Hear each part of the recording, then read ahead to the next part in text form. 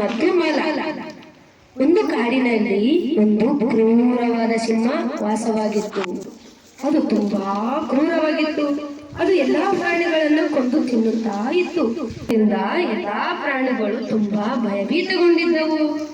ಒಂದು ದಿನ ಎಲ್ಲಾ ಪ್ರಾಣಿಗಳು ಸೇರಿಕೊಂಡು ಸಿಂಹನ ಬಳಿಗೆ ಬಂದವು. ಸಿಂಹರಾಜ, ನೀನು ಪ್ರತಿದಿನ ನಮ್ಮನ್ನು ಕೊಂದು ತಿನ್ನಬೇಡ. ಪ್ರತಿದಿನ ಒಂದೊಂದು ಪ್ರಾಣಿಯನ್ನು ನಾವು ನಿಮ್ಮ ಊಟಕ್ಕೆ ಕಳಿಸುತ್ತೇವೆ. ಪ್ರತಿದಿನ ಒಂದೊಂದು ಪ್ರಾಣಿಯನ್ನು ಸಮಯಕ್ಕೆ ಸರಿಯಾಗಿ ಬರಬೇಕು. ಆಯ್ತು ಸಿಂಹರಾಜ, ಪ್ರತಿದಿನ ಒಂದೊಂದು ಪ್ರಾಣಿಯನ್ನು ನಿಮ್ಮ ಊಟಕ್ಕೆ ಕಳಿಸುತ್ತೇವೆ. ಒಂದು ದಿನ ಮೊಲದ ಸರದಿಯಾಯಿತು. ಮೊಲ ತುಂಬಾ ನಿಧಾನವಾಗಿ ತಡವಾಗಿ ಬಂದಿತು.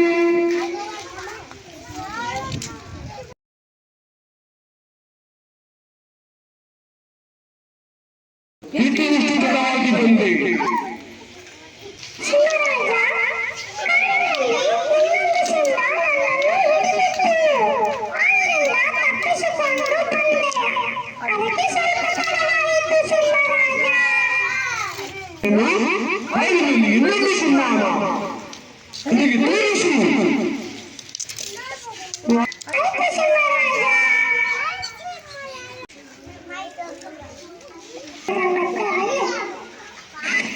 ಕಾಡಿನ ಮಧ್ಯದಲ್ಲಿ ಆಳವಾದ ಬಾವಿಯ ಹತ್ತಿರ ಕರೆದುಕೊಂಡು ಹೋಯಿತು. ಹೋಗಿ ಈ ಬಾಯಿಯ ಒಳಗಡೆ ಇದೆ ಎಂದು ತೋರಿಸಿತು. ಆಗ ಸಿಂಹ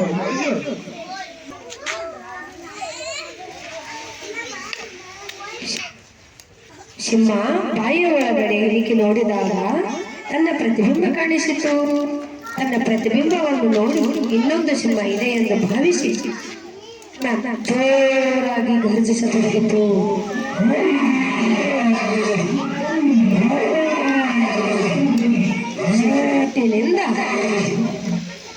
ಸಿಟ್ಟಿನಿಂದ ಬಾಯಿಯ ಒಳಗಡೆ ನೆಗೆಯಿತು.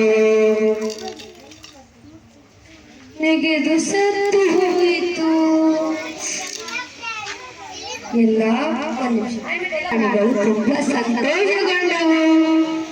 ಎಲ್ಲಾ ಪ್ರಾಣಿಗಳು ತುಂಬಾ ಸಂತೋಷಗೊಂಡವು. ಈ ಕಥೆಯಿಂದ ನಾವು ಸ್ವಲ್ಪ ನೀತಿಯನ್ನ ಕಲಿಬಹುದು. ಬಲಕ್ಕಿಂತ ಬುದ್ಧಿ ಶ್ರೇಷ್ಠ.